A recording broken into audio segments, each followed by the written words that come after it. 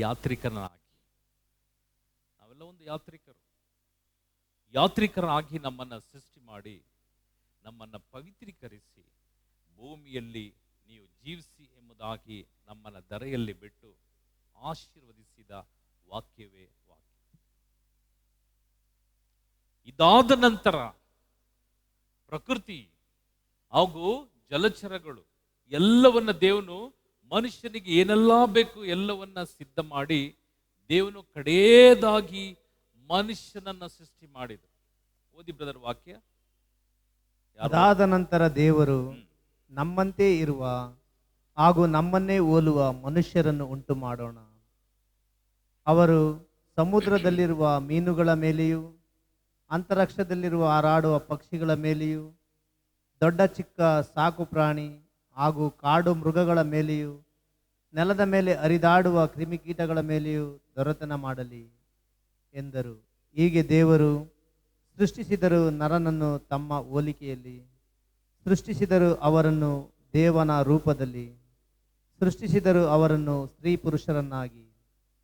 ಅವರನ್ನು ದೇವರು ಆಶೀರ್ವದಿಸಿ, ನೀವು ಅಭಿವೃದ್ಧಿಯಾಗಿ ಅನೇಕ ಮಕ್ಕಳನ್ನು ಪಡೆಯುವಿರಿ, ಭೂಮಿಯಲ್ಲಿ ಹರಡಿಕೊಂಡು ಅದನ್ನು ವಶಪಡಿಸಿಕೊಳ್ಳಿರಿ, ಸಮುದ್ರದ ಮೀನುಗಳ ಮೇಲೆಯೂ ಆಕಾಶದ ಪಕ್ಷಿಗಳ ಮೇಲೆಯೂ ಭೂಮಿಯಲ್ಲಿ ಚಲಿಸುವ ಎಲ್ಲ ಪ್ರಾಣಿಗಳ ಮೇಲೆಯೂ ದೊರೆತನ ಮಾಡಿರಿ. ಇನ್ನು ಭೂಮಿಯಲ್ಲಿ ಎಲ್ಲ ತರಹದ ದವಸ ಧಾನ್ಯಗಳನ್ನು ಹಣ್ಣು ಹಂಪಲುಗಳನ್ನು ನಿಮಗೆ ಆಹಾರವಾಗಿ ಕೊಟ್ಟಿದ್ದೇನೆ. ಇದಲ್ಲದೆ ಭೂಮಿಯಲ್ಲಿ ತಿರುಗಾಡುವ ದೊಡ್ಡ ಚಿಕ್ಕ ಮೃಗಗಳಿಗೂ ಆಕಾಶದಲ್ಲಿ ಹಾರಾಡುವ ಪಕ್ಷಿಗಳಿಗೂ ನೆಲದಲ್ಲಿ ಹರಿದಾಡುವ ಕ್ರಿಮಿಕೀಟಗಳಿಗೂ ಹುಲ್ಲು ಸೊಪ್ಪುಗಳನ್ನು ಆಹಾರವಾಗಿ ಕೊಟ್ಟಿದ್ದೇನೆ ಎಂದು ಹೇಳಿದರು. ಬಲಗೈ ಮೇಲೆ ಮಾಡಿ praise the lord. Hallelujah, hallelujah, hallelujah, hallelujah. ದೇವನು ಎಲ್ಲವನ್ನ ಸಿದ್ಧ ಮಾಡಿ ಕಡೆಯದಾಗಿ ನಮ್ಮನ್ನ ದೇವನು ಹೋಲುವಂತ ಮನುಷ್ಯನಾಗಿ ಸೃಷ್ಟಿ ಮಾಡಿ, ಸೃಷ್ಟಿ ಆದ ನಂತರ ಮನುಷ್ಯನನ್ನ ದೇವನು ಆಶೀರ್ವದಿಸಿದರು ಎಂಬುದಾಗಿದೆ. ಇಲ್ಲಿ ಪವಿತ್ರೀಕರಿಸಿದೆ ಎಂಬುದಾಗಿದೆ. ಇಲ್ಲಿ ಆದಿಕಾಂಡದಲ್ಲಿ ನಾವು ನೋಡ್ತೇವೆ ಆಶೀರ್ವದಿಸಿದ್ದಾರೆ ಎಂಬುದಾಗಿ. ಪವಿತ್ರತೆ ಬೇರೆ, ಆಶೀರ್ವಾದವು ಬೇರೆ. ಸರಿಯಾಗಿ ಗಮನಿಸಿ, ಪರಿಶುದ್ಧತೆ ಬೇರೆ, ಆಶೀರ್ವಾದ ಬೇರೆ. ಈ ಜಗತ್ತು ಈ ದೇವನು ಸೃಷ್ಟಿ ಮಾಡಿದ ನಂತರ ಮನುಷ್ಯನನ್ನ ದೇವನು ಸೃಷ್ಟಿ ಮಾಡಿ ಆತನನ್ನ ಕಡೆಯದಾಗಿ ದೇವನು ತನ್ನ ಛಾಯೆಯಲ್ಲಿ ಸೃಷ್ಟಿ ಮಾಡಿದ್ದ ಕಾರಣಕ್ಕೆಂದರೆ ಅವನು ಯಾವ ಕಾರಣಕ್ಕೂ ನಾನು ನನ್ನದು ಎಂಬುದಾಗಿ ಬರಕೂಡದು ಎಂಬುದಾಗಿ ದೇವನನ್ನ ಕಡೆಯದಾಗಿ ದೇವನು ಮನುಷ್ಯನನ್ನ ಸೃಷ್ಟಿ ಮಾಡಿ ಫಸ್ಟ್ ಸೃಷ್ಟಿ ಮಾಡಿದ್ರೆ ದೇವರು ಮನುಷ್ಯ ಏನು ಹೇಳಿ ಹಲೋ ಈಗ ದೇವರನ್ನ ಹೋಲುವಂತ ಯಾವ ಒಂದು ಕಾರ್ಯವೂ ನಮ್ಮಲ್ಲಿ ಇಲ್ಲ. ದೇವನ ಮುಂದೆ ನಿಲ್ಲುವಂತ ಯೋಗ್ಯತೆ ನಮಗಿಲ್ಲ. ನಾನು ಇಲ್ಲಿ ನಿಂತು ಪ್ರೀಚ್ ಮಾಡಲಿಕ್ಕೂ ನನಗೂ ಯೋಗ್ಯತೆ ಇಲ್ಲ. ನಮ್ಮನ್ನು ಯೋಗ್ಯರಾಗಿ ಮಾಡಿದ್ದಂಥ ದೇವರು. ಸ್ವಲ್ಪ ಯೋಚನೆ ಮಾಡಿ ನೋಡ್ರಿ, ದೇವರೀಗ ಸಾಕ್ಷಾತ್ ನಾವೆಲ್ಲ ಸತ್ತೋದ್ವಿ ಅನ್ಕೊಳ್ರಿ, ನಾವೆಲ್ಲ ಸತ್ತೋದ್ವಿ. ಸತ್ತ ಮೇಲೆ ನಾವು ದೇವ್ರ ಮುಂದೆ ನಿಲ್ಲಬೇಕು. ಈಗ ಬದುಕಿರುವಾಗ ನಿಮ್ಮನ್ನು ನೋಡಿ ಒಬ್ಬೊಬ್ಬರು ಮುಂದೆ ಹೋಗಿ ಎಂಥ ಕೆಟ್ಟವರು, ಎಂಥ ಮೋಸ ಮಾಡಿದವ್ರ ಜನ ನೀವು ಅಂತೇಳಿ ಒಬ್ಬೊಬ್ರು ಮುಖ ನೋಡ್ಕೊಂಡು ನಾವು ಒಬ್ರಿಗೊಬ್ರು ಹೇಳಿದ್ರೆ ಚರ್ಚಿಂದ ಹೊರಗೆ ಹೋಗೋಷ್ಟರಲ್ಲಿ ನಾನು ಸತ್ತೋಗ್ಬಿಟ್ಟಿರ್ತೇನೆ. ಯಾಕೆ ಹೇಳ್ರಿ? ಯಾಕೆ ಹೇಳಿ? ನನ್ನ ನೋಡಿ ಕೆಟ್ಟವನು ಅಂತ ಹೇಳಿದ್ಯಾ? ಒಬ್ಬ ಒಂದೊಂದು ಏಟು ಕೊಟ್ರು ಚರ್ಚಿಂದ ಈಚೆ ನಾನು ಹೋಗಲ್ಲ. ಹೌದಲ್ಲ? ನಮ್ಮನ್ನು ನೋಡಿ ಯಾರು ಕೆಟ್ಟವರು ಎಂಬುದಾಗಿ ಹೇಳುವಂಥದ್ದಲ್ಲ. ನಾವು ಎಲ್ಲರ ಮುಂದೆ ಏನಾಗಿದ್ದೇವೆ? ಸಭ್ಯರು. ಎಲ್ಲರ ಮುಂದೆ ನಾವು ಸಭ್ಯರು, ಒಳ್ಳೆಯವರು. ಅದೇ ಸತ್ತ ಮೇಲೆ ದೇವನ ಮುಂದೆ ನಿಂತಾಗ ನಿಂದು ಲಿಸ್ಟ್ ನೋಡ್ರಿ ಅಂತ ದೇವರು ತೋರಿಸ್ತಾರೆ. ಈ ಲಿಸ್ಟ್ ಪ್ರಕಾರ ನಿನ್ನ ಜೀವನದಲ್ಲಿ ನಡೆದಿದ್ಯಾ ಎಂಬುದಾಗಿ ನೀನೇ ತೀರ್ಮಾನ ಮಾಡಿ ಇಲ್ಲಿ ಎರಡು ದಾರಿ ಇದೆ. ಒಂದು ಮೋಕ್ಷಕ್ಕೆ, ಇನ್ನೊಂದು ನರಕಕ್ಕೆ ಹೋಗುವಂಥ. ಈ ಬುಕ್ಕಲ್ಲಿ ಏನೆಲ್ಲ ಬರೆದಿದೆ ಅದು ನೀನು ನೆರವೇರಿಸಿದ್ರೆ ನೀನು ಇಲ್ಲಿಗೆ ಬಾ, ಇಲ್ದಿದ್ರೆ ದಯವಿಟ್ಟು ಅಲ್ಲಿಗೆ ಹೋಗ್ಬೇಕು. ನಾವು ಯಾರು ಇಲ್ಲಿ ಇರುವಂಥ ಪ್ರತಿಯೊಬ್ಬರು ದೇವರು ಹೇಳುವಾಗ ನಾನು ಒಳ್ಳೆಯವರು, ನಾನು ಒಳ್ಳೊಳ್ಳೆ ಕೆಲಸ ಮಾಡಿದ್ದೀನಿ ಎಂಬುದಾಗಿ ತೀರ್ಮಾನ ಮಾಡಿ ಆ ಪೇಪರಲ್ಲಿರುವಂಥ ಇಲ್ಲ ಸಿ ಡಿಯಲ್ಲಿರುವಂಥ ಇಲ್ಲ ಟಿ ವಿಲಿ ಬರುವಂಥ ಕಾರ್ಯವನ್ನು ನೋಡಿ ನಾನು ಎಲ್ಲಿಗೆ ಹೋಗಬೇಕು ನನಗೆ ತೀರ್ಮಾನ ಮಾಡಲಿಕ್ಕೆ ಶಕ್ತಿ ದೇವರು ಕೊಟ್ಟಿದ. ನರಕಕ್ಕೆ ಹೋಗ್ಬೇಕಾ ಮೋಕ್ಷಕ್ಕೆ ಹೋಗ್ಬೇಕಾ? ಕಾರಣ ಏಕೆಂದರೆ ದೇವನ ಮುಂದೆ ನಾವು ಯಾರು ಯಾವ ಕಾರಣಕ್ಕೂ ಸುಳ್ಳನ್ನು ಹೇಳಲಿಕ್ಕೆ ಸಾಧ್ಯ ಇಲ್ಲ. ದೇವರ ಮುಂದೆ ಯಾರು ಯಾವ ಕಾರಣಕ್ಕೂ ನೆಪವನ್ನು ಒಡ್ಡುವಂಥ ಕಾರ್ಯ ಇಲ್ಲ.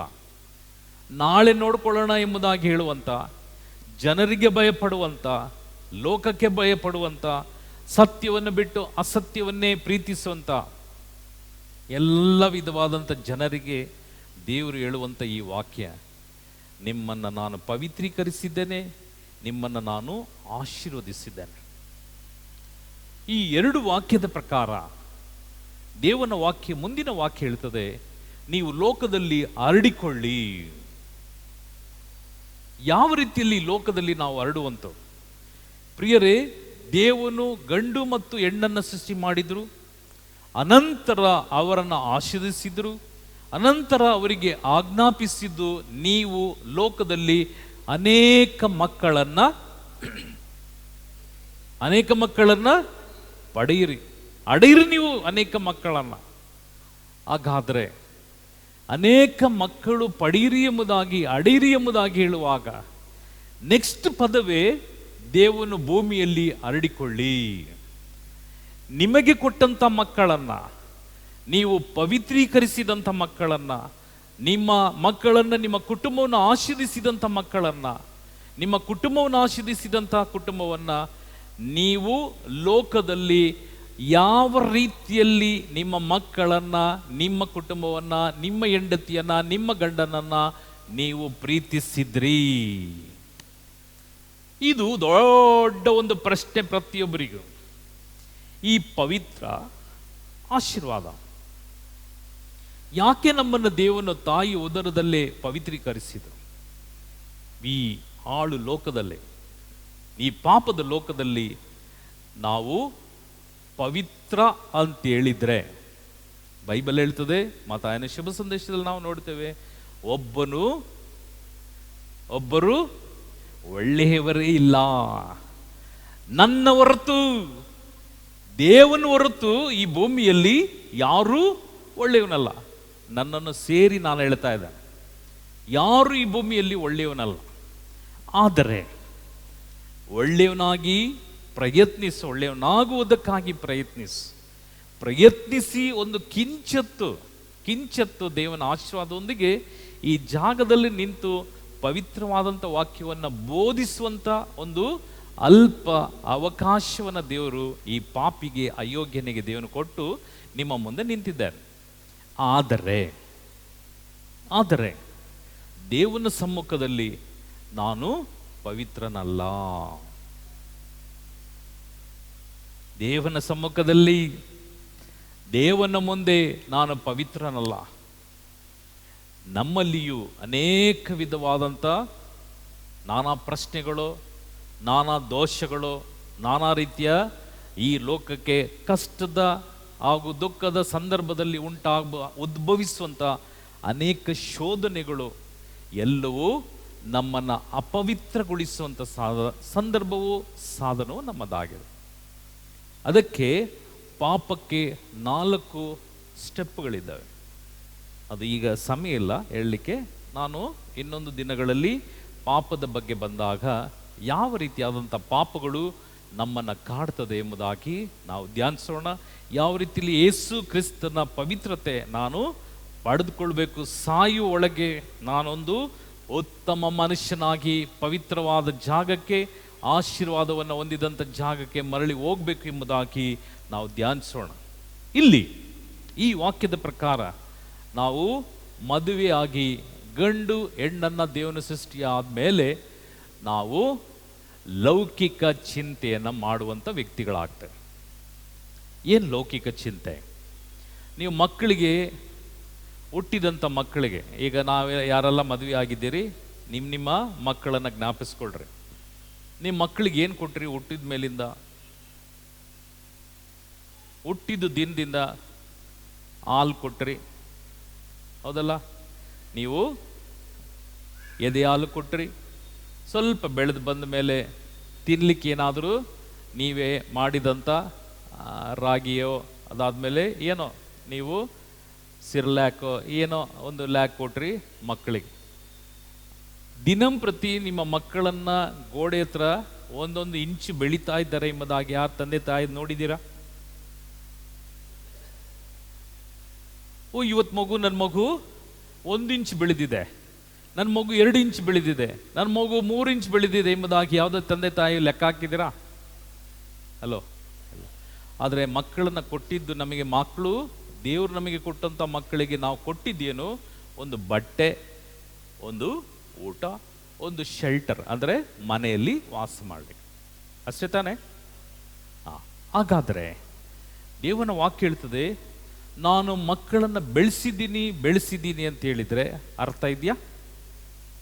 ಹಲೋ, ಬೆಳೆಸಿಲ್ಲ, ಮಕ್ಕಳಿಗೆ ಪೋಷಣೆಯನ್ನು ಕೊಟ್ಟಿದ್ದೀರಿ, ಪೋಷಿಸಿದ್ದೀರಿ. ಸರಿಯಾಗಿ ಅರ್ಥ ಮಾಡ್ಕೊಳ್ರಿ. ಕಾರಣ ಯಾಕೆಂದರೆ ಸ್ವಾಮಿ ನಿಮ್ಮ ಹತ್ರ ಮಾತನಾಡ್ತಿದ್ದಾರೆ, ನಮ್ಮ ಪಾಪಗಳನ್ನು, ಪಾಪ ಬೋಧೆಗಳನ್ನು ತಿಳಿಸ್ಕೊಡ್ತಾ ಇದ್ದಾರೆ. ಅನೇಕರ ಪ್ರಶ್ನೆ ಇದಾಗಿದೆ, ಯಾಕೆ ನಾನೊಂದು ಎಷ್ಟೇ ಪ್ರಾರ್ಥನೆ ಮಾಡಿದರೂ ನನಗೆ ಕೈಗೆ ಎಟಕದಂಥ ಕಾರ್ಯಗಳು, ಎಷ್ಟೇ ಸಂಪಾದನೆ ಮಾಡಿದರೂ ನನ್ನ ಕೈಯಲ್ಲಿ ದುಡ್ಡಿಲ್ಲ, ನನ್ನ ಕುಟುಂಬದಲ್ಲಿ ಯಾವಾಗಲೂ ಜಗಳ, ಯಾವಾಗಲೂ ರೋಗ ರುಜಿನಗಳು, ಏನೇ ನಾನು ಮಾಡಿದರೂ ನನ್ನ ಪ್ರಯತ್ನಕ್ಕೆ ಒಂದು ಫಲ ಇಲ್ವಲ್ಲ ಎಂಬ ಒಂದು ಪ್ರಶ್ನೆಗೆ ಇವತ್ತು ಕೇಳುವಂಥ ವಾಕ್ಯವನ್ನು ನಿಮ್ಮ ಹೃದಯದಲ್ಲಿ ಗ್ರಹಿಸಿಕೊಳ್ಳ್ರಿ. Praise the lord. Hallelujah, hallelujah. ಇಲ್ಲಿ ದೇವನು ಆದಿಯಲ್ಲೇ ಹುಟ್ಟುವ ಮುನ್ನ, ತಾಯಿ ಗರ್ಭದಿಂದ ಈಚೆ ಬರುವ ಮುನ್ನವೇ ಪವಿತ್ರೀಕರಿಸಿ, ಅದಾದ್ಮೇಲೆ ಹುಟ್ಟಿದ ಮೇಲೆ ಆಶೀರ್ವದಿಸಿ, ಭೂಮಿಯಲ್ಲಿ ನೀವು ಹರಡಿಕೊಳ್ಳ್ರಿ ಹಾಗೂ ವಶಪಡಿಸಿಕೊಳ್ಳಿ ಎಂಬುದಾಗಿ ಹೇಳಿದಂಥ ಆ ವಾಕ್ಯಕ್ಕೆ ತದ್ವಿರೋಧವಾಗಿ ನಾನು ಮಗು ಬೇಡ, ಸಾಕು ಒಂದು. ಈಗಿನ ಲೇಟೆಸ್ಟ್ ಹುಡುಗ ಹುಡುಗಿಯರು ಓದಿದ ಮೇಲೆ, ಸ್ವಲ್ಪ ಹಣ ನೋಡಿದ ಮೇಲೆ, IT-BTಯಲ್ಲಿ ಕೆಲಸ ಮಾಡುವಂಥ ಹಾಗೂ ಒಂದು 30-20 ಸಾವಿರ ಮೇಲೆ ಸಂಪಾದನೆ ಮಾಡಿದರೆ ಯಾರು ಹಿಡಿಲಿಕ್ಕೆ ಸಾಧ್ಯ ಇಲ್ಲ. ಪ್ಲಸ್ ಮುಂಚೆ ಹಾಸ್ಟೆಲ್, ಕಾಲೇಜ್ ಹಾಸ್ಟೆಲ್ ಇತ್ತು, ಕಂಪನಿದು ಹಾಸ್ಟೆಲ್ಗಳಿತ್ತು, ಹಾಗೂ ಎಲ್ಲೆಲ್ಲಿಯೂ PGಗಳಿತ್ತು. ಈಗ PG ಎಲ್ಲ ಖಾಲಿ, ಹಾಸ್ಟೆಲ್ಗೆ ಯಾರು ಹೋಗೋದಿಲ್ಲ. ಈಗ ಮದುವೆ ಇನ್ನೂ ಆಗಿಲ್ಲ, ನಿಶ್ಚಿತಾರ್ಥ ಆಗಿಲ್ಲ, ಯಾವ ಸಂಪರ್ಕವೂ ಇಲ್ಲ. ಆದರೆ ಅಲ್ಲಿ ಕೆಲಸ ಮಾಡುವಂಥ ಜಾಗದಲ್ಲೇ ಒಂದೊಂದು ಹುಡುಗ ಒಂದು ಹುಡುಗಿ ಎಲ್ಲರೂ ಅವರವರೇ ಪ್ರೀತಿಸಿ ಬಾಡಿಗೆಗಳು ಮನೆಗಳು ಮಾಡಿ, ರೂಮ್ಗಳು ಮಾಡಿ, ಈಗ ಮದುವೆಗೆ ಮುನ್ನ ಮದುವೆ ರೀತಿಯಲ್ಲಿ, ಗಂಡ ಹೆಂಡತಿಯ ರೀತಿಯಲ್ಲಿ ಜೀವಿಸುವಂಥ ವ್ಯಕ್ತಿಗಳಿಗೆ ಓನರ್ಗಳು ಒಂದು ಅಕ್ಷರ ಕೇಳಲ್ಲ. ಅವರಿಗೆ ಬೇಕಾಗಿರೋದು ದುಡ್ಡು, ಬಾಡಿಗೆ ಕೊಟ್ಟು ಅವರು ಆರಾಮಾಗಿ ಜೀವಿಸಿದ್ದಾರೆ. ಆ ಹಣ, ಆ ಮನೆಯಲ್ಲಿ ಕೊಟ್ಟಂಥ ಬಾಡಿಗೆ ಕೊಟ್ಟಂಥ ಜನ, ಯಾರು ಓನರ್ ಇದ್ದಾರೋ, ಯಾರು ಅಲ್ಲಿ ಬಾಡಿಗೆಗೆ ಮಕ್ಕಳಿದ್ದಾರೋ, ಅನೈತಿಕ ಸಂಬಂಧದಲ್ಲಿ ಅವರು ಗರ್ಭಿಣಿ ಆಗಿ ಭ್ರೂಣಹತ್ಯೆ ಮಾಡುವಾಗ ಆ ಕೊಲೆಗೆ, ರಕ್ತಕ್ಕೆ ಈ ಓನರು, ತಂದೆ ತಾಯಿ ಹಾಗೂ ಈ ಇಬ್ಬರು ಯಾರಿದ್ದಾರೆ, ಈ ಹುಡುಗ ಹುಡುಗಿ, ಇವರೆಲ್ಲರೂ ಇದಕ್ಕೆ ಉತ್ತರಾಧಿಕಾರಿ. ಪ್ಲಸ್ ಆ ಮನೆಗೆ ಶಾಪ, ಆ ಭೂಮಿಗೆ ಶಾಪ ಹರಡಿಕೊಳ್ಳಿ ಎಂಬುದಾಗಿ ವಚನ ಕಟ್ಟಾಗ್ತದೆ. ಶಾಪವು ಆ ಕುಟುಂಬದ ಮೇಲೆ ಆವರಿಸಿಕೊಳ್ಳುತ್ತದೆ. ಶಾಪವು ನಿಮ್ಮ ಮೇಲೆ ಬಂದಾಗ, ಪಾಪವು ನಿಮ್ಮನ್ನು ಆವರಿಸಿಕೊಂಡಾಗ, ದೇವನ ಆಶೀರ್ವಾದವು ಇಮ್ಮಿಡಿಯೇಟ್ ಆಗಿ ನಿಮ್ಮಿಂದ ಬೇರ್ಪಟ್ಟು ಹೋಗ್ತದೆ. ಆಗ ಕೇವಲ ಒಂದು ಮನುಷ್ಯನಾಗಿ ನಾವು ಜೀವಿಸ್ತೇವೆ. ಆಗ ನಾವು ಯೇಸು ಕ್ರಿಸ್ತನಲ್ಲಿ, ಆ ಪರಿಶುದ್ಧವಾದ ದೇವನಲ್ಲಿ ಏನನ್ನ ನಾನು ಕೇಳಿದ್ರು ಒಂದು ಅಕ್ಷರ ರಿಟರ್ನ್ ದೇವರಿಂದ ನಮಗೆ ಬರೋದಿಲ್ಲ. ದೇವನ ಕರುಣೆಯಿಂದ ಮಾತ್ರವೇ ನಾವು ಜೀವಿಸ್ತಿದ್ದೇವೆ. ನಮ್ಮ ಸ್ವಂತ ಶಕ್ತಿಯಿಂದ ದೇವನ ಆಶೀರ್ವಾದದೊಂದಿಗೆ ಜೀವಿಸಲಿಕ್ಕೆ ಯಾರಿಂದಲೂ ಸಾಧ್ಯ ಇಲ್ಲ. ಅದಕ್ಕಾಗಿ ದೇವನ ವಾಕ್ಯ ಹೇಳ್ತದೆ, ನಿನ್ನನ್ನ ತಾಯಿಯ ಗರ್ಭದಲ್ಲೇ ಪವಿತ್ರೀಕರಿಸಿದ್ದೇನೆ. ನೀನು ಪವಿತ್ರೀಕರಿಸಿ ಲೋಕಕ್ಕೆ ನೀನು ಪ್ರವೇಶಿಸುವಾಗ ನಿನ್ನನ್ನು ನಾನು ಆಶೀರ್ವದಿಸಿದ್ದೇನೆ. ಗಂಡ ಹೆಂಡತಿಯೇ, ನಿನ್ನನ್ನು ನಾನು ಆಶೀರ್ವದಿಸಿದ್ದೇನೆ. ಆಶೀರ್ವಾದ ಮಾತ್ರವಲ್ಲ, ಸಮುದಾಯದಲ್ಲಿ ನೀನು ಎಲ್ಲರ ಮುಂದೆ ವಾಗ್ದಾನ ಕೊಟ್ಟು ನೀನು ಗಂಡ ಹೆಂಡತಿ ಎಂಬುದಾಗಿ ಒಪ್ಪಿಕೊಳ್ಳುವಾಗ, ನೀನು ಮದುವೆಗೆ ಮುನ್ನ ನೀನು ಮಾಡಿದಂಥ ದ್ರೋಹ ನೀನು ದೇವನಲ್ಲಿ ಹೇಳಿದ್ಯಾ. ಮದುವೆ ಆದ ಮೇಲೆ ನೀನು ಮಾಡಿದಂಥ ದ್ರೋಹ ನೀನು ದೇವನಲ್ಲಿ ಅರಿಕೆ ಮಾಡಿದ್ಯಾ. ಈ ದ್ರೋಹವು, ನಿನ್ನ ಪಾಪವು, ನಿನ್ನ ಈ ಲೋಕದ ಎಲ್ಲಾ ಶಕ್ತಿಗಳೊಂದಿಗೆ ಮಿಲಿತವಾಗಿ ನಿನ್ನ ಕುಟುಂಬಕ್ಕೆ ಬರುವಂಥದ್ದೇ ಶಾಪ. ಶಾಪದಿಂದಲೇ ಮರಣ, ಶಾಪದಿಂದಲೇ ಆತ್ಮಹತ್ಯೆ. ಬಲಗೈ ಮೇಲೆ ಮಾಡಿ praise the lord. Hallelujah, hallelujah, hallelujah, hallelujah, hallelujah. ಈ ದೆಸೆಯಿಂದ ಮುಂದಿನ ದಿನಗಳಲ್ಲಿ ಇವತ್ತು ಹೋಗಿ ನಿಮ್ಮ ಡೈರಿಗಳಲ್ಲಿ ಬರೆದಿಟ್ಕೊಳ್ರಿ. ವಾಕ್ಯಕ್ಕೆ ಕ್ಷಾಮ ಬರ್ತದೆ. ವಾಕ್ಯ ಸಿಗೋದಿಲ್ಲ. ಕಾರಣಕ್ಕೆ ತಂದೆ ತಾಯಿ ಇವತ್ತು ಮಧ್ಯಾಹ್ನ ಒಬ್ರು ಫೋನ್ ಮಾಡಿದ್ರು, ಬ್ರದರ್ ನನ್ನ ಮಗಳನ್ನ ಕರ್ಕೊಂಡು ಬರ್ತೇನೆ, ಸ್ವಲ್ಪ ಬುದ್ಧಿ ಹೇಳ್ರಿ. ನಾನು ಹೇಳಿದೆ, ವಯಸ್ಸು ಎಷ್ಟು? 20 ವಯಸ್ಸು. ನಿಮ್ಮ ಸ್ವಂತ ಮಗಳ? 20 ವಯಸ್ಸಿಂದ ಇಲ್ಲಿವರೆಗೂ ನೀವು ಬುದ್ಧಿ ಹೇಳಿದ್ದೀರಿ, ಜನ್ಮ ಕೊಟ್ಟಿದ್ದೀರಿ, ಊಟ ಹಾಕಿದ್ದೀರಿ, ಓದಿಸಿದ್ದೀರಿ, ಎಲ್ಲವೂ ಇಸ್ಕೊಟ್ಟಿದ್ದೀರಿ. ಆದರೆ ನಿಮ್ಮ ಮಗಳು ನಿಮ್ಮ ತಂದೆ ತಾಯಿಯ ಮಾತನ್ನು ಕೇಳದೇ ಇದ್ದರೆ ನನ್ನ ಬಳಿ ಬಂದು ನನ್ನ ಮಾತನ್ನ ಕೇಳಲಿಕ್ಕೆ ತಯಾರಿದ್ದಾಳ? ಹಾಗೆ ಕಣ್ಣು ಮುಚ್ಚಿ ಒಂದು ನಿಮಿಷ ಪ್ರಾರ್ಥಿಸಿದೆ. ನಾನು ಪ್ರಾರ್ಥಿಸುವಾಗ ನಾನು ಕೇಳಿದೆ, ನಿನ್ನ ಮಗಳು ನಿಮ್ಮೊಂದಿಗಿದ್ದಾರ, ಬೇರೆ ಎಲ್ಲಾದರೂ ಹಾಸ್ಟೆಲ್ಲೋ, ಎಲ್ಲಿ ಕೆಲಸ ಮಾಡ್ತೀಯ? ಇಲ್ಲ ಬ್ರದರ್, ಈಗ ಕೆಲಸ ಸಿಕ್ತು, 6 ತಿಂಗಳಾಯ್ತು, ಈಗ ಬ್ಯಾಂಗ್ಳೂರಲ್ಲಿ ಇದ್ದಾಳು. ಎಲ್ಲಿದ್ದಾಳು? ಫಸ್ಟು PGಯಲ್ಲಿದ್ಲು, ಈಗ ರೂಮ್ ಮಾಡ್ಕೊಂಡಿದ್ದಾಳು. ಅದಾದ್ಮೇಲೆ ನೀವು ಹೋಗಿ ಯಾವತ್ತಾದರೂ ಸಡನ್ ಆಗಿ ಏನಾದರೂ ಅವಳಿಗೆ ಹೇಳ್ದೆ ಏನಾದರೂ ಹೋಗಿದ್ರ? ಅವಳಿಗೆ ಹೇಳದೆ ಹೋಗಿದ್ರ? ತಾಯಿ ಅಳಕ್ಕೆ ಶುರು ಮಾಡಿದ್ರು. ನನ್ನ ಮಾವನ ಮಗಳನ್ನ, ಅಳಿಯನನ್ನ ಕಳಿಸಿದ್ದೆ. ಹೋಗುವಾಗ ಅವಳ ರೂಮಲ್ಲಿ ಬೇರೊಬ್ಬ ಹುಡುಗ ಇದ್ದ. 20 ವರ್ಷದ ಹುಡುಗಿ. ತಂದೆ ತಾಯಿ ಓದಿಸಿ ಅವರನ್ನ ಬೇಕಾ ಬೇಡವಾ ಎಲ್ಲವನ್ನ ಕೊಟ್ಟು ತ್ಯಾಗವನ್ನು ಮಾಡಿ ಕೆಲಸಕ್ಕೆ ಕಳಿಸುವಾಗ ತಾಯಿ ಹೇಳ್ತಾಳೆ, ಕೆಲಸಕ್ಕೆ ಹೋಗುವಾಗ ನನ್ನ ಗಂಡ ಹೇಳಿದರು, ಬೇಡ ಕಣೆ, ಅವಳಿಗೆ ಓದಿಸಿದ್ದೀವಿ, ಕೆಲಸ ಸಿಕ್ಕಿದೆ ಅಂತೇಳಿ ಅವಳು ಸಂಪಾದನೆ ಮಾಡಿ ನನಗೆ ಕೊಡೋದು ಬೇಡ, ಅವಳಿಗೆ ಮಚ್ಚಕಟ್ಟಾಗಿ ಮದುವೆ ಮಾಡಿ ಕಳಿಸ್ಬಿಡೋಣ. ಕಾರಣಕ್ಕೆಂದರೆ ಕಾಲ ಕೆಟ್ಟೋಗಿದೆ. ದಯವಿಟ್ಟು ಯಾವ ನಿರ್ಧಾರಕ್ಕೂ ನೀನು ಬರಬೇಡ, ನನಗೂ ಮನಸ್ಸು ಒಪ್ತಾ ಇಲ್ಲ. ತಾಯಿ ಹೇಳಿದ್ಲಂತೆ, ರೀ ಮಕ್ಕಳನ್ನ ಓದಿಸಿದ್ದೀವಿ, ಅಟ್ಲೀಸ್ಟ್ ಸಂಪಾದನೆ ಮಾಡಿ ಅವಳ ಖರ್ಚಿಗೆ,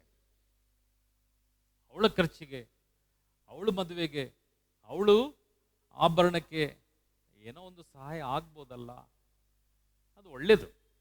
ಆದರೆ ಗಂಡನ ಮಾತು ಪರಿಶುದ್ಧವಾದದ್ದು, ಗಂಡನ ತೀರ್ಮಾನ ಉತ್ತಮವಾದದ್ದು, ಗಂಡನ ವಾಕ್ಯವು ಆ ದೇವನ ಸಾನ್ನಿಧ್ಯದಿಂದ ಬಂದಂಥ ವಾಕ್ಯ. ಓದಿಸಿದ್ದೇವೆ, ಎಲ್ಲವೂ ಕೊಟ್ಟಿದ್ದೇವೆ, ಆದರೆ ನಿನ್ನ ಮಗಳನ್ನ ದಯವಿಟ್ಟು ಮದುವೆ ಮಾಡಿ ಕಳಿಸ್ಲಿಕ್ಕೆ ಒಪ್ಪಿಸು. ಚಿಂತೆ ಮಾಡಿ ನೋಡ್ರಿ. ಇನ್ನೊಂದು ತಾಯಿ ನೆನ್ನೆ ಒಂದು ಮದುವೆಗೆ ಹೋಗಿದ್ದು, 2-3 ಮದುವೆ ಇತ್ತು. ಒಂದು ಮದುವೆಯಲ್ಲಿ ಒಬ್ಬರು ಸಿಕ್ಕಿದ್ರು, 10th ಸ್ಟ್ಯಾಂಡರ್ಡ್ ಪಾಸ್ ಆಗಿದ್ದಾಳೆ. ನಾನು ಹೇಳಿದ್ದೆ ಡಿಸ್ಟಿಂಕ್ಷನ್ ಪಾಸ್ ಆಗ್ತೀಯ ಅಂತ. ಡಿಸ್ಟಿಂಕ್ಷನ್ ಪಾಸ್ ಆಗ್ಯಾಳ. ನಾನು ತಾಯಿನ ಕೇಳಿದೆ, ಮಗಳನ್ನ ಕೇಳಿದೆ, ಏನ್ ಮಾಡ್ಲಿಕ್ಕಿದ್ದೀರಿ ಈಗ ಮುಂದೆ? ನಾನು ಸುಮ್ಮನೆ ಕೇಳಿದೆ, ಡಾಕ್ಟ್ರಾ, ಇಂಜಿನಿಯರಾ, ಇಲ್ಲ ಏನಾಗ್ತೀಯ? ತಾಯಿ ಮಾತು ಎತ್ತಿದ್ದ ಕೂಡಲೇ ನನ್ನ ಕೈ ಹಿಡಿದು, ಬ್ರದರ್, ನನ್ನ ಮಗಳು ಒಂದು ಉತ್ತಮವಾದಂಥ ಬೋಧಕಿ, ಯೇಸು ಕ್ರಿಸ್ತ ರಕ್ಷಕ ಎಂಬುದಾಗಿ ನೀವು ಬೋಧಿಸುವ ಹಾಗೆ ನನ್ನ ಮಗಳು ಬೋಧನೆ ಮಾಡಬೇಕು ಎಂಬುದಾಗಿ ನನ್ನ ಇಚ್ಛೆ. ಮಗಳು ಹೇಳಿದ್ಲು, ಕಣ್ಣಲ್ಲಿ ನೀರು, ನನ್ನ ತಾಯಿಯ ಇಷ್ಟವೇ ನನ್ನ ಇಷ್ಟ, ನಾನು ಸಿಸ್ಟರ್ ಆಗ್ತಾನೆ, ಇಲ್ಲದಿದ್ದರೆ ಅಲ್ಲಿ ಸರ್ವಿಸ್ ಮಾಡಲಿಕ್ಕೆ ಇಷ್ಟಲಿದ್ದರೆ ಬ್ರದರ್ ನಿಮ್ಮ ರೀತಿ ಒಂದು ಪ್ರೀಚರ್ ಆಗಬೇಕು ನನಗೆ ಎಂಬುದಾಗಿ ಆಸೆ. Praise lord, hallelujah. ನನಗೆ ಇಂಜಿನಿಯರ್ ಇಷ್ಟ ಇಲ್ಲ, ಡಾಕ್ಟರ್ ಇಷ್ಟ ಇಲ್ಲ, ಓದಬೇಕು, ಓದ್ತೇನೆ, ಆದರೆ ಲೋಕದ ಕಾರ್ಯ ನನಗೆ ಬೇಡ.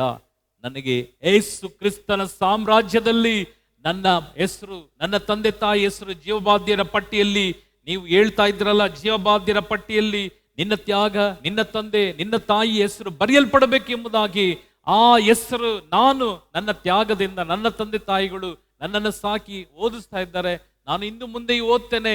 ಓದುತ್ತಾ ಆ ಸಮಯದಲ್ಲಿಯೂ ನಾನು ಕ್ರಿಸ್ತನನ್ನ ಲೋಕಕ್ಕೆ ಪರಿಚಯಿಸಬೇಕು ಎಂಬುದಾಗಿ ನನ್ನ ಒಂದು ಆಮಿಷದಲ್ಲಿದ್ದೇನೆ, ತೀರ್ಮಾನದಲ್ಲಿದ್ದೇನೆ. ಇದು ಒಳ್ಳೆಯದ ಕೆಟ್ಟದ? ನಾನು 2 ಕೈ ಮುಗಿದೆ. ನಿಮ್ಮ ತೀರ್ಮಾನ ದೇವನು ಆಶೀರ್ವದಿಸಲಿ. ನೀವು ನಂಬ್ತಿರೋ ಬಿಡ್ತಿರೋ, ಅಲ್ಲಿ ರಿಸೆಪ್ಷನ್ ನಡೀತಾ ಇದೆ, ಸೈಡಲ್ಲಿ ನಾನು ಅವ್ರಿಗಾಗಿ ಪ್ರೇಯರ್ ಮಾಡಿದೆ. ನನ್ನ ಮನಸ್ಸು, ನನ್ನ ಆತ್ಮ ಸಂತೋಷ ಪಾಡ. ಈ ರೀತಿಯಾದಂಥ ಒಂದು ತಂದೆ ತಾಯಿ, ಈ ರೀತಿಯಾದಂಥ ಒಂದು ಮಗಳು ಇದ್ದಾಳಲ್ಲ ಲೋಕದಲ್ಲಿ. ಪ್ರಿಯ ಸಹೋದರ, ಪ್ರಿಯ ಸಹೋದರಿ, ಪವಿತ್ರತೆ ಎಲ್ಲಿಂದ? ಗರ್ಭದಿಂದಲೇ. ಆಶೀರ್ವಾದ ಎಲ್ಲಿಂದ? ಲೋಕಕ್ಕೆ ಪ್ರವೇಶಿಸಿದ ದಿನದಿಂದಲೇ. ಅದಕ್ಕಾಗಿ ದೇವನ ವಾಕ್ಯ ಹೇಳುತ್ತದೆ, ಎತ್ತ ತಂದೆ ತಾಯಿಗಳು ದೇವನಿಗೆ ಸಮರ್ಪಿಸಿ ಕೊಟ್ಟಂತ ನಿಮ್ಮ ಮಕ್ಕಳಿಗಾಗಿ ದಿನಂಪ್ರತಿ ಕಣ್ಣೀರಿಟ್ಟು ಪ್ರಾರ್ಥಿಸ್ರಿ ಎಂಬುದಾಗಿ. ನಿಮ್ಮ ಮಕ್ಕಳು ಕಣ್ಣೆದುರಿಗೆ ನಷ್ಟಪಟ್ಟು ಹೋಗಬಾರದು ಎಂಬುದಾಗಿ ನಿರಂತರವೂ ಪ್ರಾರ್ಥಿಸ್ರಿ. ಪ್ರಾರ್ಥನೆ ಅಮೂಲ್ಯವಾದದ್ದು. ಪ್ರಾರ್ಥನೆ ಇದು ನಿಮ್ಮ ಜೀವಮಾನವನ್ನ ಶಾಶ್ವತವಾದಂಥ ಕಡೆಗೆ ಕೊಂಡೋಗುವಂಥದ್ದೇ ದೇವನ ವಾಕ್ಯ. ಅದಕ್ಕಾಗಿ ಇಲ್ಲಿ ಯೆರೆಮೀಯನಿಗೆ ದೇವನು ಹೇಳಿದರು, ಯೆರೆಮೀಯ, ನೀನು ಕೇಳಿದಂಥ ವಾಕ್ಯಗಳನ್ನ ಇದೋ ನೀನು ನಿನ್ನ ಸಿದ್ಧಾಂತಗಳಲ್ಲಿ ಎಲ್ಲವನ್ನ ಬದಲಾಯಿಸಿ, ಇದೋ ನನ್ನ ವಾಕ್ಯವನ್ನ ನಿನ್ನ ನಾಲಿಗೆಯಲ್ಲಿ ಬರೀತೇನೆ, ನಿನ್ನ ಹೃದಯದಲ್ಲಿ ಬರೆಯಲ್. ಇದಕ್ಕಾಗಿ ದೇವನ ವಾಕ್ಯ ಹೇಳುತ್ತದೆ, ಪ್ರಿಯ ಸಹೋದರ, ಪ್ರಿಯ ಸಹೋದರಿ.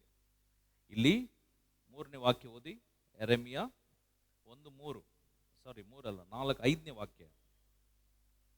ನಿನ್ನನ್ನು ತಾಯಿಯ ಗರ್ಭದಲ್ಲಿ ರೂಪಿಸುವುದಕ್ಕೆ ಮುಂಚೆಯೇ ನಿನ್ನನ್ನು ನಾನು ತಿಳಿದಿದ್ದೆ. ನೀನು ಉದರದಿಂದ ಹೊರ ಬರುವುದಕ್ಕೆ ಮೊದಲೇ ನಿನ್ನನ್ನು ಪವಿತ್ರೀಕರಿಸಿದ್ದೆ. ನಿನ್ನನ್ನು ರಾಷ್ಟ್ರಗಳಿಗೆ ಪ್ರವಾದಿಯನ್ನಾಗಿ ನೇಮಿಸಿದ್ದೇನೆ. ಈ 4ನೇ ವಾಕ್ಯ, ನಿನ್ನನ್ನ ರಾಷ್ಟ್ರಗಳಲ್ಲಿ ಪ್ರವಾದಿಯಾಗಿ ನೇಮಿಸಿದ್ದೇನೆ.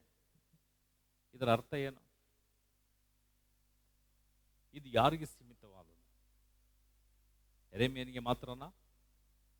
ಹಲೋ, ಯೆರೆಮೀಯನಿಗೆ ಮಾತ್ರನಾ?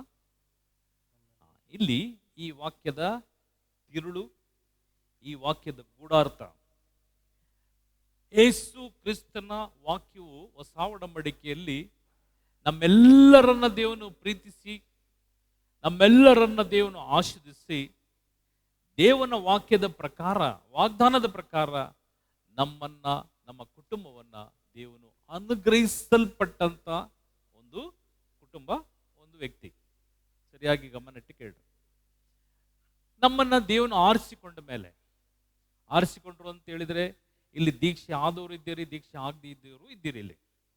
ಆದರೆ ಇಲ್ಲಿ 2 ಕಾರ್ಯವನ್ನು ನಾನು ನಿಮಗೆ ಹೇಳಲಿಕ್ಕೆ ಇಷ್ಟಪಡ್ತೇನೆ. ದೀಕ್ಷೆ ಆದವರು ಸಂಪೂರ್ಣವಾಗಿ ದೇವನಿಗೆ, ದೇವನ ಸಂಬಂಧಕ್ಕೆ, ದೇವನ ಸದಾಕಾಲ ಆತನ ಎಲ್ಲ ಕಾರ್ಯಕ್ಕೂ ಸೀಮಿತವಾದವರು, ದೀಕ್ಷೆ ಪಡೆದವರು. ದೀಕ್ಷೆ ಪಡೆಯದೆ ಅಯ್ಯೋ ನಾವು ದೀಕ್ಷೆ ಪಡೆದೆ ನಾವು ಸತ್ತೋಗ್ಬಿಟ್ರೆ ನರಕಕ್ಕೆ ಹೋಗ್ತೀವ? ನೋ, ನರಕಕ್ಕೆ ಹೋಗೋದಿಲ್ಲ. ದಯವಿಟ್ಟು ತಪ್ಪು ಕಲ್ಪನೆ, ತಪ್ಪು ಮನೋಭಾವನೆ ಎಲ್ಲ ತೆಗೆದಾಕಿ. ಇಲ್ಲಿ ಈ ಪ್ರಪಂಚದಲ್ಲಿ ಎಷ್ಟೋ ಅಕ್ರೈಸ್ತರು ಸತ್ತೋಗ್ಯಾರ. ಎಷ್ಟೋ ಅಕ್ರೈಸ್ತರು, ಕ್ರಿಸ್ತನನ್ನ ಹೊರತುಪಡಿಸಿ ಬಾಕಿ ಎಲ್ಲರೂ ಅಕ್ರೈಸ್ತರು. ಈ ಅಕ್ರೈಸ್ತರು ಎಲ್ಲರೂ ನರಕಕ್ಕೆ ಹೋಗೋದಿಲ್ಲ. ಯಾವ ಒಂದು ವ್ಯಕ್ತಿ ಸಾಯುವಾಗ ನೀತಿವಂತನಾಗಿ ಸಾಯ್ತಾನೋ, ಸರಿಯಾಗಿ ಗಮನ ಇಟ್ಟು ಕೇಳ್ರಿ, ನೀತಿವಂತನಾಗಿ ಸಾಯ್ತಾನೋ, ಯೇಸು ಕ್ರಿಸ್ತನನ್ನ ನನ್ನ ರಕ್ಷಕ ಎಂಬುದಾಗಿ ಯಾರು ಸ್ವೀಕಾರ ಮಾಡ್ತಿರೋ ಅಂಥವರೆಲ್ಲರಿಗೂ ರಕ್ಷಣೆ ಉಂಟು, ಮೋಕ್ಷ ಉಂಟು. Praise the lord. Hallelujah, hallelujah, hallelujah. ಆದರೆ ಮೋಕ್ಷದಲ್ಲಿ ಹಲವಾರು ಜಾಗಗಳಿದ್ದಾವೆ, ಹಲವಾರು ಜಾಗ. ಆ ಜಾಗದ ವಿಷಯ ನಾನು ಇನ್ನೊಂದು ಸಲ ಯಾವತ್ತಾದರೂ ದೇವನು ಮಾತನಾಡುವಾಗ ನಿಮಗೆ ತಿಳಿಸ್ಕೊಡ್ತೇನೆ. ಅಲ್ಲಿ ಹಲವಾರು ಸ್ಥಾನಮಾನಗಳು. ಅದನ್ನು ಹೊರತುಪಡಿಸಿ ಇಲ್ಲಿ ದೇವನ ವಾಕ್ಯ ಹೇಳ್ತದೆ, ಈಗ ನೀವೆಲ್ಲರೂ ಬಂದಿದ್ದೀರಿ, ಇಲ್ಲಿ ಯಾರನ್ನು ದೇವನು ತಳ್ಳಿ ಹಾಕ್ಲಿಲ್ಲ, ನೀವು ಯಾವ ಧರ್ಮಕ್ಕೆ ಸೇರಿದ್ದೀರಿ ಕೇಳಲಿಲ್ಲ, ನೀವು ಓದಿದ್ದೀರಾ ಓದಿಲ್ವಾ, ಬಡವರ ಶ್ರೀಮಂತರ ಯಾವುದು ಇಲ್ಲಿ ಕೇಳದೆ ಪ್ರತಿಯೊಬ್ಬರಿಗೂ ದೇವನು ಸ್ವಾಗತಿಸಿ ಕೂರಿಸಿ ವಾಕ್ಯವನ್ನು ಕೊಟ್ಟು ಒಳ್ಳೆ ಫ್ಯಾನ್ ಎಲ್ಲ ಹಾಕಿ ಒಳ್ಳೆಯ ಅಭಿಷೇಕದ ವಾಕ್ಯದೊಂದಿಗೆ ನಿಮ್ಮನ್ನ ಕೂರಿಸ್ಯಾರ. ನಿಮಗೆ ಇಲ್ಲಿ ಬಂದ ಮೇಲೆ ಏನೋ ಕಷ್ಟದಲ್ಲಿ ಬಂದ್ರಿ, ಯಾವುದೋ ಪ್ರಾಬ್ಲಮ್ ಅಲ್ಲಿ ಬಂದ್ರಿ, ಯಾವುದೋ ದುಃಖದಲ್ಲಿ ಬಂದ್ರಿ, ದಾರಿದ್ರ್ಯದಲ್ಲಿ ಬಂದ್ರಿ, ನಾನಾ ಪ್ರಶ್ನೆಗಳಿಂದ ಬಂದ್ರಿ. ಬಂದ ಮೇಲೆ ದೇವನ ವಾಕ್ಯವನ್ನು ಕೇಳಿದ ಕೂಡಲೇ ನಿಮ್ಮೆಲ್ಲರಿಗೂ ಅನೇಕ ವಿಧವಾದಂಥ ಬದಲಾವಣೆ ನಿಮ್ಮ ಜೀವಿತದಲ್ಲಿ, ನಿಮ್ಮ ಆತ್ಮದಲ್ಲಿ, ಶರೀರಕ್ಕೂ ಆತ್ಮಕ್ಕೂ ಈ ಭಯಂಕರ ಹೋರಾಟ ಆಗಿ ಈ ಜಾಗದಲ್ಲಿ ನೀವೊಂದು ತೀರ್ಮಾನ ಮಾಡಿದ್ರಿ, ನನ್ನಲ್ಲಿರುವಂತ ಈ ಕೆಟ್ಟದನ್ನ ತೆಗೆದು ಹಾಕಬೇಕು, ನನ್ನಲ್ಲಿರುವ ಕೆಟ್ಟದನ್ನ ನಾನು ತೆಗೆದು ಹಾಕಬೇಕು ಎಂಬುದಾಗಿ ಯೇಸು ಕ್ರಿಸ್ತನ ಸಂದೇಶವನ್ನ ನಿಮ್ಮ ಹೃದಯದಲ್ಲಿ ಕಿವಿಯಲ್ಲಿ ಕೇಳಿ ಹೃದಯದಲ್ಲಿ ಗ್ರಹಿಸುವಾಗ ಕೆಟ್ಟದ್ದೆಲ್ಲವೂ ನಿಮಗೆ ಗೊತ್ತಾಯಿತು. ಯಾವುದೆಲ್ಲ ನನ್ನ ಆತ್ಮದಲ್ಲಿ, ನನ್ನ ಶರೀರದಲ್ಲಿ, ನನ್ನ ಜೀವದಲ್ಲಿ ಕೆಟ್ಟದ್ದು ಇದೆ ಎಂಬುದಾಗಿ, ಇದನ್ನು ನೀವು ತೆಗೆದು ಹಾಕಬೇಕು ಎಂಬುದಾಗಿ ತೀರ್ಮಾನಿಸಿದ ಕ್ಷಣವೇ ದೇವನು ನಿಮ್ಮನ್ನು ಆಶೀರ್ವದಿಸಿ ನಿಮಗೆ ಕೇಳಿದೆಲ್ಲವನ್ನ ತಥಾಸ್ತು ಎಂಬುದಾಗಿ ಮಾಡಿದಂಥ ಕ್ಷಣವೇ ನೀವು ಪಡೆದಂತ ಅಭಿಷೇಕ, ನೀವು ಪಡೆದಂತ ಬಿಡುಗಡೆ. ಎಲ್ಲರೂ ಚಪ್ಪಾಳೆ ತಟ್ಟಿ ಕರ್ತನನ್ನ ಘನಪಡಿ. Praise the lord. Hallelujah, hallelujah.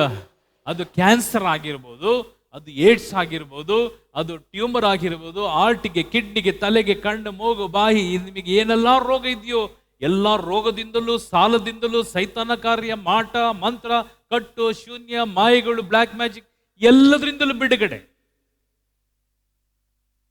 ನೀವು ಅನುಭವಿಸಿದ್ರೆ, ಬಂಜೆತನದಿಂದ ಬಿಡುಗಡೆ ಮಾಡಿ, ಆಗದ ಕಾರ್ಯಗಳು ಆಯಿತು. ಆದ್ಮೇಲೆ ನಾವು ಇಲ್ಲಿ ಬಂದು ಬೇಡಿದ ಮೇಲೆ ಈ ಕಾರ್ಯಗಳು ನಿಮಗೆ ಸಂಭವಿಸಿದ ಮೇಲೆ ಅದು ಒಳ್ಳೆಯದ ಕೆಟ್ಟದ? ಹಲೋ, ನೀವು ಅನುಭವಿಸಿದಂತ ಒಳ್ಳೆಯದನ್ನ, ನೀವು ಕೇಳಿದ್ದನ್ನ ದೇವರು ಕೊಟ್ಟಿದ್ದು ಒಳ್ಳೆಯದ ಕೆಟ್ಟದ? ಸ್ವಲ್ಪ ಜೋರಾಗಿ.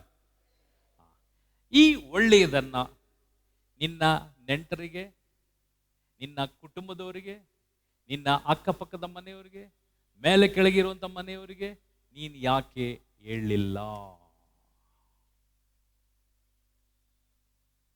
ನಿನ್ನನ್ನ ರಾಷ್ಟ್ರಕ್ಕೆ ಪ್ರವಾದಿಯಾಗಿ ನಾನು ಮಾಡಿದ್ದೇನೆ. ಪ್ರವಾದಿ ಅಂತ ಹೇಳಿದ್ರೆ ಬೈಬಲ್ ಹಿಡ್ಕೊಂಡು ಒಂದು ಬ್ಯಾಗ್ ಹಾಕೊಂಡು ಬೀದಿ ಬೀದಿ ದಾಸ ತರ ಹೋಗೋದಂತ ಅಲ್ಲ. ದೇವನ ವಾಕ್ಯ ಹೇಳ್ತದೆ, ನಿನ್ನನ್ನು ಆಶೀರ್ವದಿಸಿದ ನಂತರ, ನೀನು ಆಲಯಕ್ಕೆ ಬಂದ ನಂತರ, ನಿನ್ನನ್ನು ಅನುಗ್ರಹಿಸಿದ ನಂತರ, ಎಲ್ಲ ದಾರಿದ್ರ್ಯಗಳಿಂದ ಬರುವಂತ ಎಲ್ಲ ಕೇಡಿನಿಂದ, ಸಾವಿನಿಂದ, ನೋವಿನಿಂದ ನಿನ್ನನ್ನೇ ಬಿಡುಗಡೆ ಮಾಡಿದ ಮೇಲೆ ನೀನು ಒಳ್ಳೆಯದು, ನೀನು ಉಸಿರನ್ನ ತೆಗೆದಪ್ಪ ನನಗೆ ಬಿಡುಗಡೆ ಆಯ್ತಲ್ಲ ಎಂಬುದಾಗಿ ಒಂದು ಸಂತೋಷಪಟ್ಟು ಓದಿಯಲ್ಲ, ನಿಮ್ಮ ಪಕ್ಕದ ಮನೆಯವರೇ, ನಿಮ್ಮ ಅಣ್ಣನೇ, ನಿಮ್ಮ ತಂಗಿ, ನಿಮ್ಮ ತಮ್ಮ, ನಿಮ್ಮ ನೆಂಟರಿಷ್ಟರೇ ಕಷ್ಟದಲ್ಲಿ, ದುಃಖದಲ್ಲಿ, ವೇದನೆಯಲ್ಲಿ ಸಂಕಟ ಪಡ್ತಾ ಇದ್ದಾರಲ್ಲ, ಅಂಥವರಿಗೆ ನೀನು ಹೋಗಿ ಸಂಧಿಸಿ ಅವರಿಗಾಗಿ ಪ್ರಾರ್ಥಿಸಿ ಈ ಶುಭ ಸಮಾಚಾರವನ್ನ ತಿಳಿಸಿದ್ಯಾ? ಉತ್ತರ ಕೊಡ್ರಿ. ನಾನು ಕೇಳ್ತಾ ಇಲ್ಲ. ನಿಮಗೆ ಒಳ್ಳೇದು ಮಾಡಿದ್ರಲ್ಲ ಅವರು, ನಿಮಗೆ ಬಿಡುಗಡೆ ಮಾಡಿದ್ರಲ್ಲ ಅವರಿಗೆ, ನಿಮಗೆ ಶಕ್ತಿಯನ್ನು ಕೊಟ್ಟರಲ್ಲ, ನಿಮಗೆ ಸಕಲ ಕೇಡುಗಳಿಂದ ರಕ್ಷಿಸಿದ್ರಲ್ಲ, ಬರುವಂತ ದೊಡ್ಡ ನಾನಾ ರೀತಿಯ ದುರ್ಮರಣಗಳಿಂದ ನಿಮ್ಮನ್ನ ತಪ್ಪಿಸಿದ್ರಲ್ಲ, ಈ ತಪ್ಪಿಸಿದಂತ ದೇವನು ಕೇಳುವಂತ ಪ್ರಶ್ನೆ ಇದು. ರಾಷ್ಟ್ರಗಳಿಗೆ ನಿನಗೆ ನೇಮಿಸಿದ್ದೇನೆ. ರಾಷ್ಟ್ರ ಅಂದ್ರೆ ಅನ್ಯ ಮತಸ್ಥರು, ನಿನ್ನ ಸ್ನೇಹಿತರು, ನಿನ್ನ ಕಂಪನಿಗೆ ಹೋಗುವಂತ, ನಿನ್ನ ಕೆಲಸಕ್ಕೆ ಹೋಗುವಂತ ಜಾಗಗಳಲ್ಲೂ ನೀನು ನನ್ನ ಪರವಾಗಿ ಒಂದು ಸಾಕ್ಷಿಯನ್ನಾದರೂ ಹೇಳಿದ್ದೀಯಾ? ಬೇರೆ ಅಲಿತಿದ್ದೀನಿ ನಾನು. ದೇವರ ವಾಕ್ಯ, ನಾನು ಯಾವ ಕಾರಣಕ್ಕೂ ದೇವರ ವಾಕ್ಯವನ್ನ ಯಾವ ಕಾರಣಕ್ಕೂ ನಿಲ್ಲಿಸ್ಲಿಕ್ಕೆ ನನಗೆ ಸಮಾಧಾನ ಇಲ್ಲ. ಎಲ್ಲಿ ದೇವರ ವಾಕ್ಯ ಕೊಡಬೇಕು, ಯಾರು ಅದರಲ್ಲೂ ನನಗೆ ದೇವರ ವಾಕ್ಯ, ಬ್ರದರ್ ನನಗೆ ಟೈಮ್ ಸ್ಲಾಟ್ ಎಲ್ಲ ಫ್ರೀ ಇದ್ರೆ 100ಕ್ಕೆ 100% ಹೋಗ್ತಾನೆ. ಈ ಶುಕ್ರವಾರ, ಶನಿವಾರ, ಭಾನುವಾರ ಧ್ಯಾನ ಇದೆ, 3 ದಿನ ಧ್ಯಾನ. ನಿಮಗೆ ಅಲ್ಲ, ವೃದ್ಧಾಶ್ರಮದಲ್ಲಿ. ಮದರ್ ನೆನ್ನೆ ಮತ್ತು ನೆನ್ನೆಯಲ್ಲಿ ಪ್ರೇಯರ್ ಇರುತ್ತೆ. ಪ್ರತಿ ತಿಂಗಳು ಮೊದಲನೇ ಭಾನುವಾರ. ಶುಕ್ರವಾರ ಆಯ್ತು, ನನಗಾಗಿ ಮದರ್ ಚೇಂಜ್ ಮಾಡಿ ಭಾನುವಾರಕ್ಕೆ ನಾನು ಫ್ರೀ ಇರ್ತೇನೆ. ಶುಕ್ರವಾರ ಒಂದೊಂದು ಸಲ ನಾನು ಧ್ಯಾನಗಳು ಅಲ್ಲಿ ಇಲ್ಲಿ ಹೋದ್ರೆ ಸಿಗಲ್ಲ ಸಿಸ್ಟರ್ ಅಂತ ಹೇಳಿದ ಮೇಲೆ ನನಗಾಗಿ ಇದನ್ನು ಚೇಂಜ್ ಮಾಡಿ ಭಾನುವಾರ ಇಟ್ಟರು. ನಾವು ಭಾನುವಾರ ರೆಗ್ಯುಲರ್ ಆಗಿ ಹೋಗ್ತಾ ಇದ್ವಿ, ನಾವು ಮಕ್ಕಳೆಲ್ಲ ಹೋಗ್ತಾ ಇದ್ದೀವಿ. ಅಲ್ಲಿ ಹಾಡು, ಆ ವೃದ್ಧರಿಗೆ ವಾಕ್ಯ. ಮದರ್ ಕೇಳಿದರು, ನಾನು ಅದಕ್ಕಾಗಿ ಪ್ರಾರ್ಥಿಸಿದೆ. ಹೋದ ತಿಂಗಳು ಕೇಳಿದರು, ದಯವಿಟ್ಟು 3 ದಿನ ಧ್ಯಾನ ಬೇಕು ಬ್ರದರ್. ನಾನು ಅನ್ಕೊಂಡು ಈ ಅಜ್ಜ ಅಜ್ಜಿರು ಎಲ್ಲರೂ 70, 80, 60 ಈ ವಯಸ್ಸಲ್ಲಿರೋರು ಅಲ್ಲಿ ಅಜ್ಜ ಅಜ್ಜಿರೆಲ್ಲ ಇದ್ದಾರೆ. ನಾನು ಪ್ರಾರ್ಥನೆ ಮಾಡಿದೆ, ಈ ಅಜ್ಜ ಅಜ್ಜಿರಿಗೆಲ್ಲ ಏನು ಕೊಡಬೇಕು ವಾಕ್ಯ? ಅದು ಆಮೇಲೆ ಸ್ವಲ್ಪ ಜನಕ್ಕೆ ಕಿವಿಗೆ ಹೇಳಲ್ಲ, ತುಂಬ ಹೊತ್ತು ಕೂರಕ್ಕಾಗಲ್ಲ. ಇವ್ರಿಗೆ ಏನು ಕೊಡಬೇಕು ವಾಕ್ಯ, ಧ್ಯಾನ ಕೊಡಬೇಕಾ ಅಂತೇಳಿ ನಾನು ಮೊಣಕಾಲ ಹಾಕಿ ದೇವರನ್ನ ಪ್ರಾರ್ಥಿಸಿ, ಎಸ್ ಅಲ್ಲಿ ಹೋಗಿ ನಿಲ್ಲು, ನಾನು ಮಾತಾಡ್ತೇನೆ. ಅಲ್ಲಿ ಹೋಗಿ ನಿಲ್ಲು, ವಾಕ್ಯ ನಿನ್ನದಲ್ಲ, ವಾಕ್ಯ ನಿನ್ನದಲ್ಲ. ಅಲ್ಲಿ ಆತ್ಮಗಳು ನನ್ನದು, ಯಾವ ಆತ್ಮವು ನರಕಕ್ಕೆ ಹೋಗಬಾರದು. ಅದಕ್ಕಾಗಿ ಅಲ್ಲಿ 75 ಜನ ಹೆಂಗಸರು, 75 ಜನ ಗಂಡಸರು ಇರುವಂತ ಒಂದು ಅನಾಥಾಶ್ರಮ. ಅನಾಥಾಶ್ರಮದಲ್ಲಿ 3 ದಿನ ಧ್ಯಾನ. ಆ ಮದರ್ ಮಾತಾಡ್ತಾ, ಇವತ್ತು ನಾನು ಅವರಿಗೆ ರಿಸರ್ವೇಷನ್ ಮಾಡಿಕೊಡ್ಬೇಕಾಯ್ತು, ಆಂಧ್ರಾಗೆ ಹೋಗ್ತೀನಿ ಅಂತ. ಬೆಳಗ್ಗೆನೇ ಫೋನ್ ಮಾಡಿ, ನೆನ್ನೆ ಹೇಳಿದ್ರು ನಾವು ಇವತ್ತು ಮಾಡ್ತೀವಿ ಅಂತ ಹೇಳಿದ್ವಿ. ಆದರೆ ಬೆಳಗ್ಗೆ ಫೋನ್ ಮಾಡಿ, ಬೇಡ ಧ್ಯಾನ ನಾನು ಮಿಸ್ ಮಾಡ್ಕೊಳ್ಳೋದಿಲ್ಲ, ನಾನು ಧ್ಯಾನ ಎಲ್ಲ ಆದಮೇಲೆ ನಾನು ಹೋಗ್ತೀನಿ ಬ್ರದರ್ ಅಂತ ಹೇಳಿ ನೆನ್ನೆ ಅವರಿಗೆ ಕಣ್ಣಲ್ಲಿ ನೀರು. ಬ್ರದರ್, ನಾನು ಎಷ್ಟು ಭಾಗ್ಯವಂತೆ. 3 ದಿನ ಧ್ಯಾನ, ಅದರಲ್ಲಿ ಈ ವೃದ್ಧಾಶ್ರಮದಲ್ಲಿ ನಾನು ಎಷ್ಟು ಫಾದರ್ಗಳಿಗೆ ಕೇಳಿದೆ, ಎಷ್ಟು ಎಲ್ಲ ದೈವ ಜನಕ್ಕೆ ಕೇಳಿದೆ, ಬನ್ನಿ ಧ್ಯಾನ ಬೇಕು. ಯಾರು ಬರಲಿಲ್ಲ. ಹೋದ ತಿಂಗಳು ನಿಮ್ಮಲ್ಲಿ ಕೇಳಿದ್ದು, ಎಸ್ ಬ್ರದರ್ ಒಪ್ಕೊಂಡ್ರು ಅಂತ ಹೇಳಿದ ಮೇಲೆ ನನಗಾಗಿದ್ದು ಸಂತೋಷ. ಮೊಣಕಾಲ ಹಾಕಿ 1 ಗಂಟೆಗಳ ಕಾಲ ಸ್ವಾಮಿಯಲ್ಲಿ ನಾನು ಥ್ಯಾಂಕ್ಸ್ ಹೇಳಿದೆ. ನನ್ನ ಈ ಅಜ್ಜ ಅಜ್ಜಿರೆಲ್ಲ ಪರಲೋಕಕ್ಕೆ ಹೋಗ್ಲಿಕ್ಕೆ ಒಂದು ಅವಕಾಶ ಎಂಬುದಾಗಿ. ಕಣ್ಣಲ್ಲಿ ನೀರು ಅವರಿಗೆ.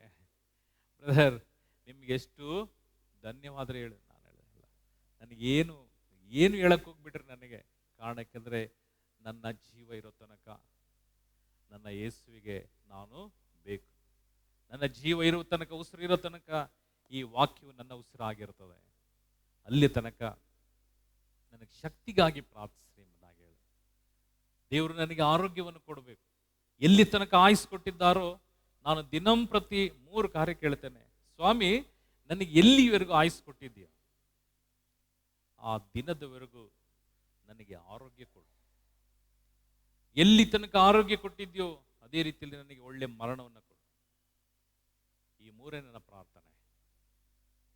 ಕಾರಣಕ್ಕೆಂದರೆ ಆತನ ಕೈಯಲ್ಲೇ ನನ್ನ ಆಯುಸ್, ಆತನ ಕೈಯಲ್ಲೇ ನನ್ನ ಮರಣ, ಆತನ ಕೈಯಲ್ಲೇ ನನ್ನ ಆರೋಗ್ಯ. ಇದನ್ನು ಮರಿಬೇಡ್ರಿ.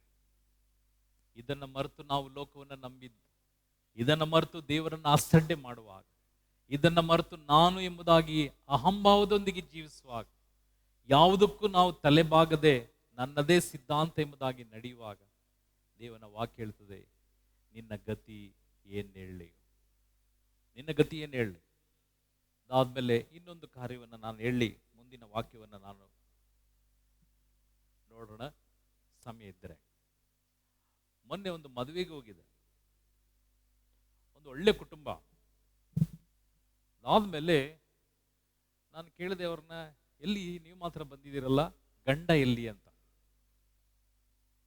ಅವರಿಗೆ ವಯಸ್ಸು ಈಗ 54 ವಯಸ್ಸು, 54 ವಯಸ್ಸು ಅಷ್ಟೇ. ನಾನು ಕೇಳಿದೆ, ಕುಟುಂಬ ಸಮೇತ ಬಂದಿದ್ದೀರಾ ಏನು? ಹಾ ಬ್ರದರ್, ಕುಟುಂಬ ಸಮೇತ. ಎಲ್ಲಿ ಗಂಡ ಎಲ್ಲಿ? ತೋರಿಸಿದ್ರು. ಕರ್ಕೊಂಡು ಬನ್ರಿ ಅಂತ. ಮಗಳು ಓಡಿದ್ಲು, ಬ್ರದರ್ ಕರೀತಾ ಇದ್ದಾರೆ ಅಂತ. ಆ ಮನುಷ್ಯ 54 ವಯಸ್ಸು. ಬರುವಾಗ ನನಗೆ ಆಶ್ಚರ್ಯ ಆಗೋಯ್ತು, ಇವರೇನಾ? ನಾನು ಹೇಳಿದೆ, ನಿಮ್ಮ ಗಂಡನೇನಾ? ಹಾ. ಯಾಕೆ ಬ್ರದರ್? ಅಷ್ಟು ಚೆನ್ನಾಗಿದ್ದರಲ್ಲ, ಅಷ್ಟು ಹ್ಯಾಂಡ್ಸಮ್ ಆಗಿದ್ರಲ್ಲ, ನಿಮ್ಮ ನೋಡುವಾಗಲೇ ನನಗೆ ಅಷ್ಟು ಸಂತೋಷ. ಅದರಲ್ಲೂ ನನ್ನ ಹೆಂಡತಿ ನಿಮ್ಮನ್ನ ತುಂಬಾ ಅಪ್ರಿಷಿಯೇಟ್ ಮಾಡ್ತಾ ಇದ್ರಲ್ಲ. ಎಸ್, ಯಾವಾಗ ಅವರಿಗೆ ಕೆಲಸದಲ್ಲಿ ಬಡ್ತಿ ಬಂತೋ, ಅಂದ್ರೆ ಗ್ರೇಡ್ ಬಂತೋ, ಸಂಬಳ ಹೈಕ್ ಆಯ್ತು, ಕಾಲರ್ ಸ್ವಲ್ಪ ಮೇಲ್ ಹೋಯ್ತು, ಕೆಟ್ಟ ಅಭ್ಯಾಸ ಪ್ರಾರಂಭಿಸಿದರು. ಗಮನ ಇಟ್ಟು ಕೇಳ್ರಿ, ಹೆಂಡತಿ ಹೇಳಿದ ಮಾತು. ಬ್ರದರ್, ಪ್ರೇಯರ್ಗೆ ಬರ್ತಿದ್ವಿ, ಪ್ರಾರ್ಥನೆ ಮಾಡ್ತಿದ್ವಿ, ತುಂಬಾ ಚೆನ್ನಾಗಿದ್ವಿ, ನೀವ್ ಹೇಳ್ತಾ ಇದ್ರಿ ತುಂಬಾ ಚೆನ್ನಾಗಿದ್ರಲ್ಲ ಎಂಬುದಾಗಿ.